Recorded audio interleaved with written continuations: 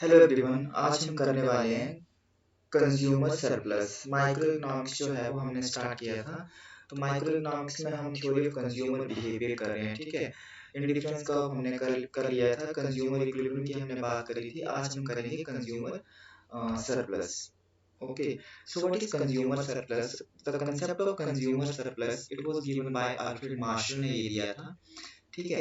And what is the meaning of consumer surplus? Consumer surplus का मतलब ये होता है कि कंज्यूमर को जो है what consumer is willing to pay and what he actually paid.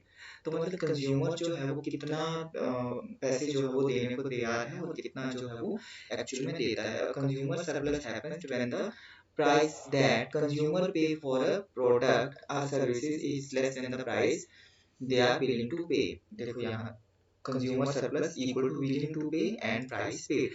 मतलब कि जैसे कोई आप चीज खरीद रहे हैं, ठीक है, आप मार्केट जाते हैं तो आप जो है वो सपोज आपने सोचा कि मैंने जो है वो 500 जो है वो आप किसी शर्ट के लिए देने को तैयार है, बट आपने थोड़ा सा बार्गेनिंग करके जो है वो आपको वो शर्ट कितने में मिल जाती है 400।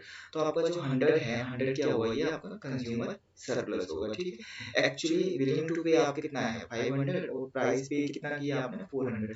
तो 100 जो है वो क्या हुआ कंज्यूमर सरप्लस। क्लियर। अब कंज्यूमर सरप्लस जो है इट इज डिवाइडेड, इसको जो है consumer surplus is derived through utility analysis and indifference curve. तो with the help of utility and with the help of indifference curve जो है वो हम कंज्यूमर सरप्लस देखेंगे। So first is consumer surplus through marginal utility या utility analysis. तो marginal utility की help से जो है वो हम देखते हैं कि कंज्यूमर सरप्लस जो है वो कैसे जो है वो डिराइव होगा, ठीक है। यहाँ पर यूनिट्स ऑफ ब्रेड है, मार्जिनल यूटिलिटी है, ये प्राइस है, और कंज्यूमर सरप्लस है। तो फर्स्ट हम शेड्यूल में देखेंगे कि कंज्यूमर सरप्लस कितना आ रहा है। यहाँ पर जो है वो कंज्यूमर इस मार्जिनल यूटिलिटी की फॉर्म में मतलब ही इज विलिंग टू पे 10 एंड एक्चुअली जो है वो कितना प्राइस 2 सबके लिए जो है वो क्या है 2 रुपये मतलब वो पे कर रहा है, ठीक है। तो यहाँ पर कंज्यूमर सरप्लस 8 है, यहाँ 6 है, 4 2। तो इस तरह से जो है वो कंज्यूमर सरप्लस आपका कैलकुलेट होगा, मतलब कि willing to pay and actually paid.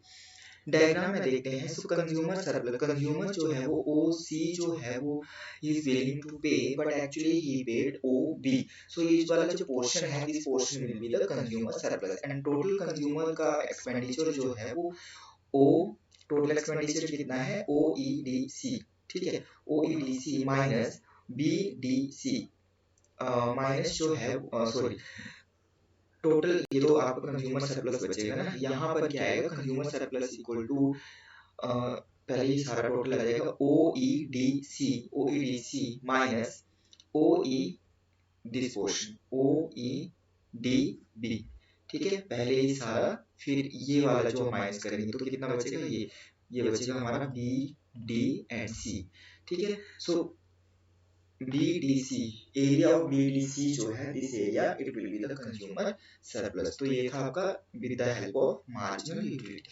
Next आता है consumer surplus through indifference curve. Indifference curve के थ्रू हम कंज्यूमर सरप्लस देखेंगे। सो कुछ अजम्पशंस हैं कि अजम्पशंस में फर्स्ट दिया है कि utility is not measured in cardinal number.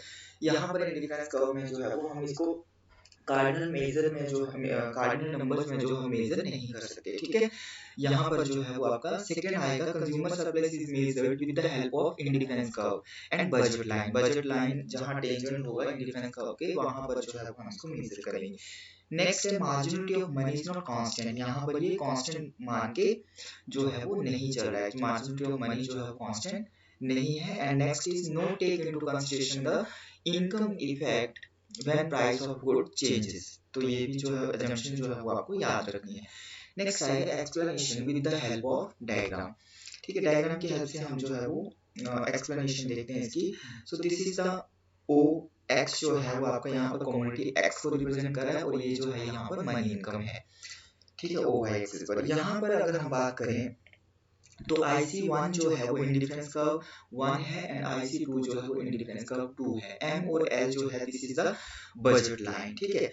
अब IC2 जो है ये टेंजेंट कर रहा है H पॉइंट पर, ठीक है। और H पॉइंट पर अगर हम देखें तो consumer is consuming O A combination, ठीक है, on the given money income O T पर जो है वो कितना O A जो है वो O T पर वो जो है वो परचेज कर रहा है, ठीक है, मतलब कि कंज्यूम कर रहा है इतना क्वांटिटी इतनी मनी इनकम पर।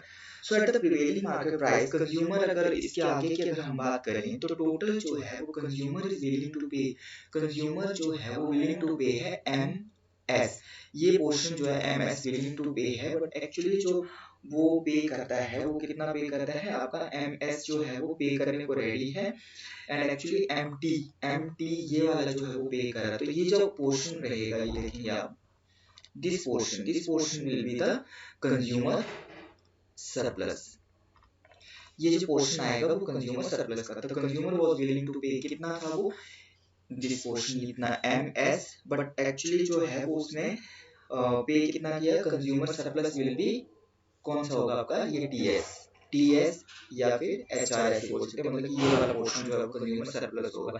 सो एम एस माइनस क्या आएगा आपका, M S minus M T, M S और ये वाला निकाल के, तो ये वाला पोर्शन, और ये जो पोर्शन बचा इसको कंज्यूमर जो है आधे फूड के ऊपर जो है वो मनी इनकम को स्पेंड कर सकता है, clear. So this was today's concept, actually paid ये लिखा हुआ है टीएम फॉर ओएएक्स के लिए इतना पे करेगा, और ये जो है वो इस तरह से उसका कंज्यूमर सरप्लस होगा। तो कैसे निकालना है आपने, willing to pay minus actually paid equal to consumer surplus. Next topic जो है वो हम नेक्स्ट क्लास में करेंगे।